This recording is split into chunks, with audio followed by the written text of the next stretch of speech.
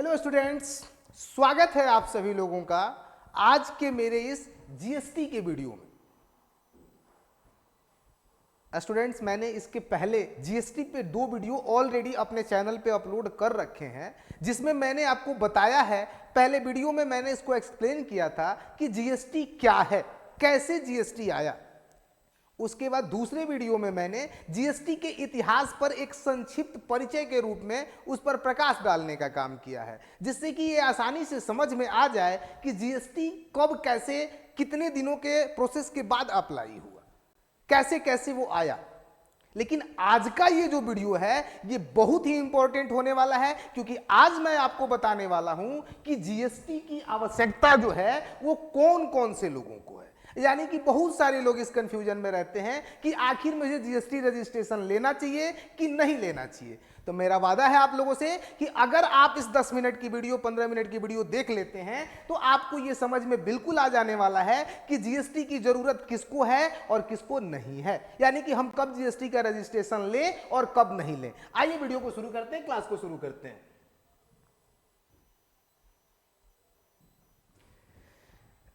देखिए मेरे प्यारे विद्यार्थियों और मित्रों, देखिए ध्यान से देखिए आप लोग इसमें कि जीएसटी की जो आवश्यकता है बाबू, वो कौन कौन से लोगों को होने वाली है। तो हम आपको बता दें कि यदि आप पहले कैटेगरी यानी कि इंट्रा स्टेट सप्लाई या टर्नओवर के अंडर में आते हैं, यानी कि आपका जो गुड्स का सप्लाई है या सर्विस का सप्लाई है वो आपके राज्य तक ही होता है। यानी कि यदि आप दिल्ली के हैं और आप अपने गुड्स की सप्लाई दिल्ली राज्य के अंदर ही कर रहे हैं, यानी दिल्ली राज्य से बाहर सप्लाई नहीं कर रहे हैं, आप सिर्फ अपने राज्य में सप्लाई कर रहे हैं। जैसे कि यदि आप यूपी के हैं तो आपकी सप्लाई यूपी तक है, यदि आप बिहार के हैं तो आपकी सप्लाई बिहार के अंदर है, यदि आप दिल्ली के हैं तो आप अपने गुड्स या सर्विस की सप्लाई दिल्ली के अंदर कर रहे हैं, बिहार के हैं तो बिहार के अंदर कर रहे हैं, यूपी है तो यूपी के अंदर कर रहे हैं, यानी कि एक स्टेट की सीमाओं के अंदर कर रहे हैं। तो इस तरह की सप्लाई को इंट्रा स्टेट सप्लाई के नाम से जाना जाता है। इंट्रा स्टेट सप्लाई या टर्नओवर जो है इसको कहा जाता है, यानी कि आप अपनी जो वस्तु है वो सिर्फ एक राज्य तक ही बेचते हैं, दूसरे राज्य के खरीदारों को आप वस्तु नहीं बेचते हैं। तो इस तरह के सप्लाई को इंट्रा स्टेट सप्लाई कहा जाता है। अब यदि आप इंट्रा स्टेट सप्लायर हैं, यानी कि आप एक ऐसे व्यवसायी हैं जो अपने वस्तु की सप्लाई सिर्फ अपने राज्य तक ही रखते हैं, अपने स्टेट तक ही लोगों को करते हैं, तो इस कंडीशन में आपको जीएसटी की आवश्यकता तब होगी जब आपका जो एनुअल टर्नओवर है, जो सालाना आपका विक्रय है, जो सालाना सप्लाई का वैल्यू है, वो 40 लाख रुपए से ज्यादा हो। कब? जब आप वस्तु के सप्लायर हैं। यदि आप किसी वस्तु का व्यवसाय कर रहे हैं, यहां देखिए बिजनेस कर रहे हैं, सर्विस जो है वो प्रोफेशन के अंडर में आता है। तो यदि आप वस्तु गुड्स के सप्लायर हैं, चाहे आप आलू बेच रहे हैं, चीनी बेच रहे हैं, कुछ भी बेच रहे हैं, कोई वस्तु बेच रहे हैं, यदि आप वस्तु के सप्लायर हैं और आपका जो सालाना टर्नओवर है, आपका जो एनुअल सेल्स है, वो अगर 40 लाख रुपया से ज्यादा का है तो आपको जीएसटी की आवश्यकता पड़ने वाली है, आपको जीएसटी लेना पड़ेगा। वहीं यदि आप सेवा सप्लाई करते हैं अपने राज्य में, यानी आप अपने राज्य में ही सप्लाई कर रहे हैं लेकिन कोई सेवा सप्लाई कर रहे हैं, तो उसमें टर्नओवर का जो लिमिट है वो 20 लाख रुपया। यानी कि यदि 40, देखिए वस्तु के संदर्भ में 40 लाख रुपया से कम की सप्लाई और सेवा के संदर्भ में 20 लाख रुपया से कम की सप्लाई अगर आप करते हैं तो जीएसटी की आवश्यकता नहीं है। लेकिन 40 लाख से ज्यादा और 20 लाख से ज्यादा अगर आपका एनुअल टर्नओवर है और आप इंट्रा स्टेट सप्लाई को करते हैं, यानी कि अपने राज्य में ही सिर्फ सप्लाई करते हैं, तो इस कंडीशन में आपको जीएसटी मैंडेटरी हो जाता है, आपको जीएसटी लेना पड़ता है। यदि इस राशि से कम की सप्लाई है तो आपको जीएसटी लेने की जरूरत नहीं है। यानी कि यदि आप अपने राज्य में सप्लाई करते हैं और आपका एनुअल सेल्स यदि कि गुड्स का है, वस्तु का 40 लाख से कम का है तो जीएसटी की जरूरत नहीं है, और 40 लाख से ज्यादा का है पूरे साल में तो आपको जीएसटी की जरूरत पड़ेगी। वहीं अगर सेवा की बात करें तो इसमें जो है अमाउंट का जो लिमिट है वो 20 लाख है। यानी यदि 20 लाख से कम की सप्लाई है तो जीएसटी की जरूरत नहीं है, 20 लाख से अधिक की सप्लाई है तो आपको जीएसटी की जरूरत है। लेकिन ये अमाउंट जो है यहाँ स्पेशल राज्यों में अलग हो जाता है। अब स्पेशल राज्य क्या है थोड़ा सा आपको बता दें कि ये स्पेशल राज्यों के अंतर्गत ये राज्य जो है आमतौर पे आते हैं, भारत सरकार ने इन्हें स्पेशल राज्य की दर्जा दी हुई है। ध्यान से देखिएगा, इसमें स्पेशल कैटेगरी के जो स्टेट्स हैं बाबू, उसमें अरुणाचल प्रदेश, हिमाचल प्रदेश, जम्मू एंड कश्मीर, मणिपुर, मेघालय, मिजोरम, नागालैंड, सिक्किम, त्रिपुरा और उत्तराखंड, ये जो स्टेट हैं, इन स्टेट्स में यदि आप इंट्रा स्टेट बिजनेस कर रहे हैं, अगर इस स्टेट के आप हैं, तो आपके लिए ये जो लिमिट है वो 40 के बजाय 20 और 20 के बजाय 10 होगी।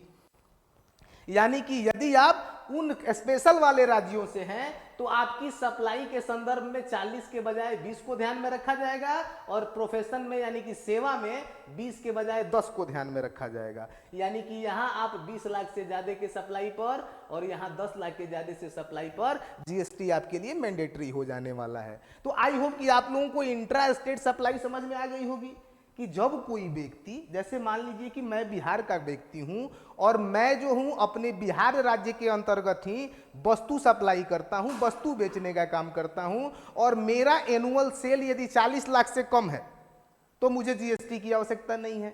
यदि मेरा एनुअल सेल 40 लाख से ज्यादा है वस्तु का तो हमको जीएसटी की आवश्यकता है। अगर मैं सेवा की सप्लाई कर रहा हूं, सर्विस की सप्लाई कर रहा हूं, तो उस कंडीशन में 20 लाख का अमाउंट है, यानी कि 20 लाख से कम अगर एनुअल टर्नओवर है तो जीएसटी की जरूरत नहीं है। यदि 20 लाख से ज्यादा है तो जीएसटी की जरूरत है। अब ये हो गया इंट्रा स्टेट के बारे में, यानी कि एक ही राज्य के अंदर होने वाली सप्लाई। और अगर आप स्पेशल कैटेगरी में आते हैं तो ये 50% हो जाता है। गुड्स के संदर्भ में 40 के बजाय 20 और सर्विस के संदर्भ में 20 के बजाय 10। लेकिन ये तब होता है जब आप स्पेशल स्टेट्स में आते हैं। अभी मैंने आपको स्पेशल स्टेट्स का लिस्ट जो है यहाँ पे बताया हुआ है 10 ठो। अरुणाचल प्रदेश, हिमाचल प्रदेश, जम्मू एंड कश्मीर, मणिपुर, मेघालय, मिजोरम, नागालैंड, सिक्किम, त्रिपुरा और उत्तराखंड। अगर आप उन राज्यों के हैं तो आपके लिए ये 40 के बजाय 20 और ये 20 के बजाय 10 होने वाला है। चलिए, ये तो बात हो गई कि मैं जिस राज्य का हूं मेरा सप्लाई जो है उसी राज्य में हो रहा है। अब यहां हम आपको बताने वाले हैं कुछ ऐसी चीजें कि किन लोगों के लिए जीएसटी मैंडेटरी है, उन्हें लेना ही है, अनिवार्य है। देखिए, इसमें आता है सबसे पहला इंटर स्टेट सप्लायर। अब ये क्या है थोड़ा समझिए कि यदि आप इंटर स्टेट सप्लायर हैं, यानी कि आप वस्तुओं को एक से अधिक राज्यों तक सप्लाई करते हैं। जैसे आप दिल्ली के हैं, आप वस्तुएं यूपी को भी बेच रहे हैं, बिहार को भी बेच रहे हैं, उत्तराखंड को भी बेच रहे हैं और आप जो दिल्ली में हैं, तो इस तरह की सप्लाई, यानी आपकी सप्लाई किसी एक राज्य तक सीमित नहीं है बल्कि एक से अधिक राज्य के कस्टमर्स को आप माल सप्लाई कर रहे हैं। तो इस कंडीशन में आपके लिए मैंडेटरी, अनिवार्य है क्या लेना? जीएसटी लेना। इंटर स्टेट अगर आप बिजनेस कर रहे हैं तो आपको जीएसटी लेना होगा। दूसरा है ई कॉमर्स सेलर, यानी कि यदि आप डिजिटल प्लेटफॉर्म से सेलिंग का काम कर रहे हैं, यदि आप इंटरनेट के माध्यम से सेलिंग कर रहे हैं, ऑनलाइन शॉपिंग चला रहे हैं, तो इस तरह के अगर आप बिजनेस को कर रहे हैं तो आपके लिए मैंडेटरी है क्या चीज? जीएसटी को लेना, आपको जीएसटी लेना होगा।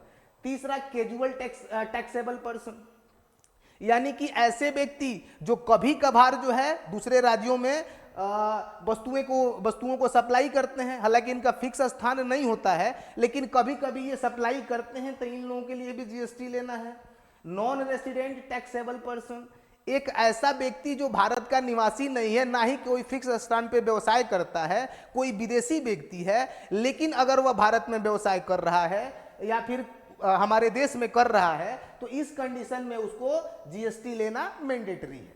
उसके बाद एजेंट्स, अगर कोई व्यक्ति एजेंट के तौर पे काम कर रहा है, अब एजेंट क्या है कि उसका मालिक कोई और है और वह सिर्फ अभिकर्ता के रूप में, एजेंट के रूप में वस्तुओं की सप्लाई करा रहा है, तो अगर वह एजेंट के तौर पे काम कर रहा है, कंपनी और कस्टमर के बीच का माध्यम है वह, तो इस कंडीशन में उसको मैंडेटरी हो जाता है जीएसटी लेना।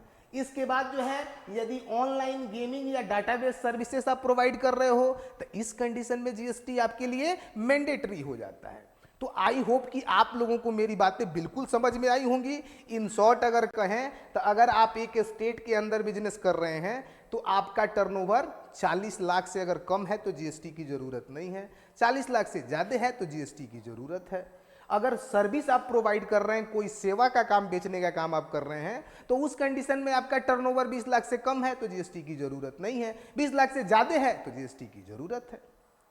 ये इंट्रा स्टेट बिजनेस के लिए है। और इसके बाद आपको मैंडेटरी कब हो जाता है कि इंटर स्टेट बिजनेस, यानी कि आप दूसरे राज्य में भी सप्लाई करते हैं। ई कॉमर्स सेलर जो इलेक्ट्रॉनिक प्लेटफॉर्म, डिजिटल प्लेटफॉर्म से माल बेचता है। कैजुअल टैक्सेबल पर्सन जो आमतौर पे दूसरे राज्यों में माल बेचता है। नॉन रेसिडेंस टैक्सेबल पर्सन, यानी कि ये कोई बाहरी व्यक्ति है जो हमारे यहाँ आके बिजनेस कर रहा है। एजेंट, यदि आप एजेंट के तौर पे काम कर रहे हैं तो भी आपको जीएसटी लेना है। ऑनलाइन गेमिंग डाटाबेस सर्विसेज अगर आप कर रहे हैं, चला रहे हैं, तो इस कंडीशन में भी आपको जीएसटी की बिल्कुल आवश्यकता है।